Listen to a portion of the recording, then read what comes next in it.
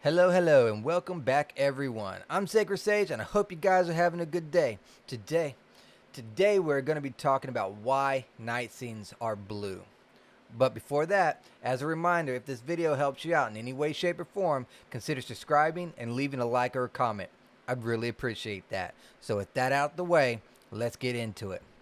So, before we can understand why our scenes are blue in films and also programs like Daz and others, we first need to understand our own sun and moon. The moon doesn't emit any sunlight. None. Zero. It's just reflecting the sun's light that is behind it. During the day, lumen temperature is roughly like 5,000 or more, while at night, it's only around 4,100, which is actually pretty white. So you're probably wondering where the blue's coming in. Well, the reason we use blue is, for one, the light reflecting off of objects tends to have a bluish tint to it. The most important reason, though, is our cameras. So without light, you can't take shots, you can't film, you need light. So at nighttime, in the darkness, it's really hard to film. So there's a couple of ways to do this. One is you can film or do your photo during the day and do the post work in Photoshop or Premiere to make it look like it's night. The other way is to make the scene blue. It adds light for the camera to use, and the objects are already having a bluish tint to them naturally. So it's kind of like a win-win situation overall. So that being said, I got the scene right here all set up. Well, not fully set up. I got to do the finishing touches. So let's go into iRay and show you what I have so far. So I have the model sitting down here thinking about life, pondering what went wrong, and the only light I have, as you can tell, is this one coming from the window and hitting the wall and onto the bed right there. So I got that. I do have two camera lights that I am going to add. I might have to add one more light, but from the looks of this looks like a nighttime scene. Every one of my lights in this scene is blue except for my outside light. I gave it kind of a purple tint versus a blue tint, just so that you can see the contrast of the bed and the wall, because the roof light that I have and my spotlights that I have are both blue. So it just give it some contrast so it's easily seen. So let's go ahead and get into our shot.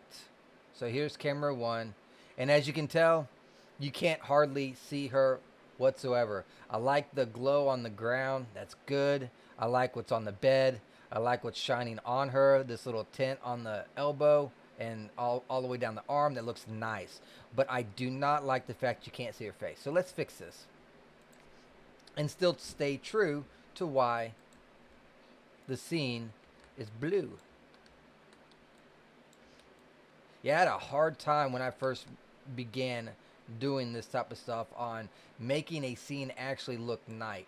Now it's one of my favorite things to do. So I'm going to take this. All this is, I have it set to a camera. It's called point light camera, and I have rectangle and I have disc. So these are two cameras, but what's connected to them is a point light. It's just my easy way. I just import them in and then just bloop, put the camera where I want the light at, so I don't have to sit there and move the light. All right, so I'm going to move this right up here, and just to show you about it, because you can see the camera, but you can't see the light.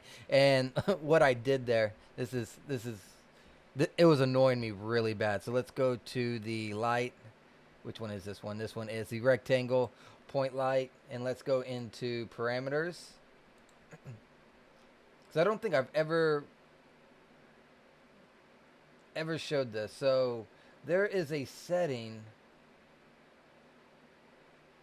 Is it this one? No. There is a setting so that you can actually see this light in here. I done forgot how to. There it is. So visible in viewport, and now you can see the light, but it kept on getting in the way. So I just shut it off, and it shuts it off in the viewport, but you still get the light from it.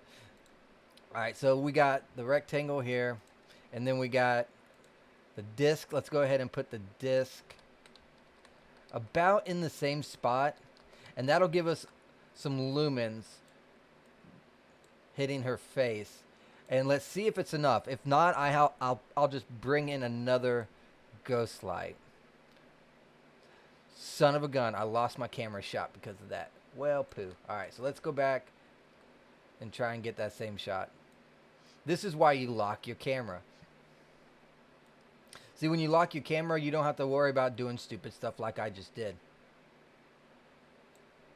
And it's one of my worst habits that I really need to break. So how you lock your camera is pretty simple. I kind of want to get that shot just like this. Okay.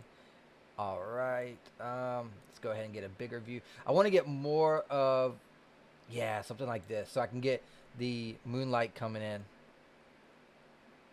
Now a little bit farther back. Perfect. So I got the thirds rule. It doesn't really line up with anything, but I just like the angle in this shot. I mean, I guess it does kind of line up with our hand here going across.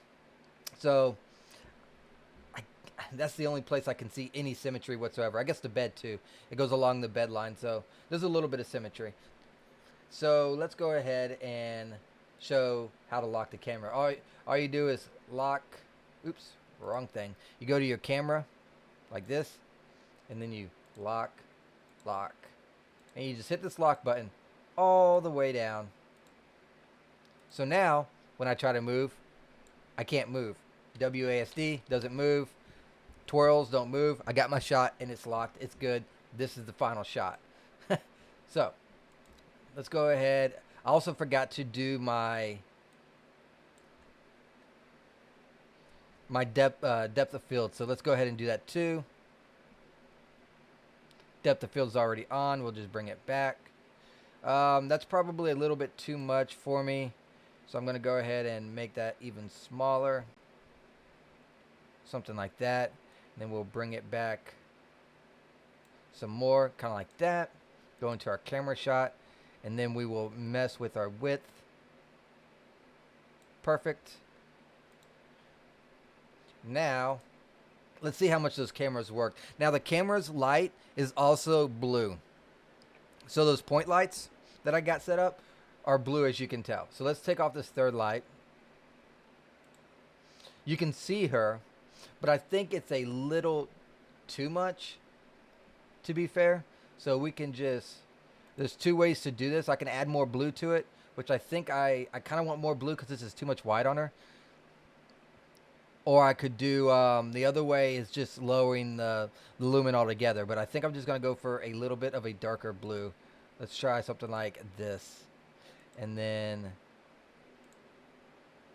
same thing here. A little bit more of a darker blue. And you see it still emits light, but it's at a darker level.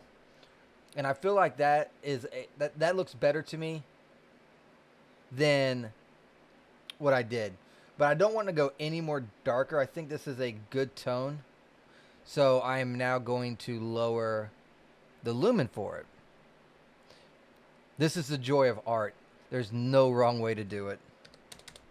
So let's go like to 8,000 lumen. And I will knock this one down to 8,000 as well. And I think this is good. You can still see the reflection on her knee here and there, on her arm. I like it. You can see her.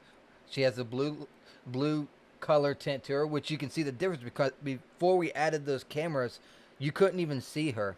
It was just pure dark. Now it looks like it's still dark, but you can see her. So that is the point of having blue light. So you can do your scene to make it look like it's night. That it's just an art that's been around for decades. I didn't even know about it until I started learning about these programs. Anyways, I hope you guys enjoyed this video. If you did, you know what to do. Show some love, and I'll see you guys in the next video. Until then, take care. Bye-bye.